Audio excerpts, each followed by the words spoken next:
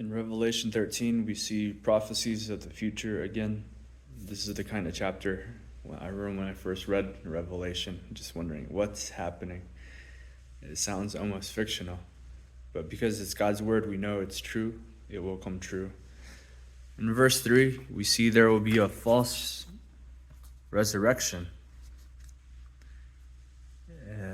And I saw one of his heads as if it had been slain fatally, and his fatal wound was healed. And the whole earth marveled and followed after the beast. Satan's going to come with the Antichrist and deceive the world to follow him through a false resurrection. Whereas Jesus, 2,000 years ago, had a true resurrection. This will be a false one to deceive the world. Verse 16 talks about the mark of the beast, which many people ask questions about, at least from this passage. Maybe in the future, it'll, in later passages, it will give more information, but it doesn't say anything about if a person who takes the mark is an unbeliever or cannot be saved. That's one of the common questions.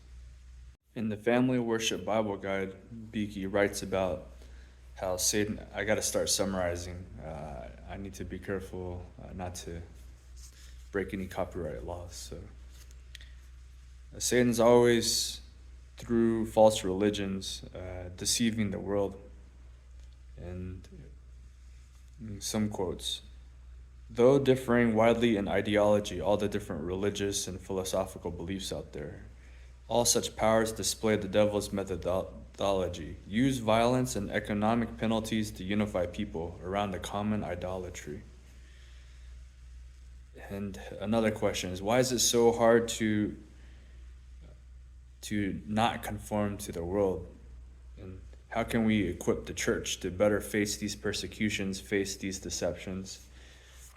As you study more of God's word and pray for discernment, he will help us to see past the lies. And again, Revelation 13 is a warning to the future of the coming deceiver. Satan is going to come and unify the world. Pay attention when that time happens. And by God's truth, it'll help us see through the lies.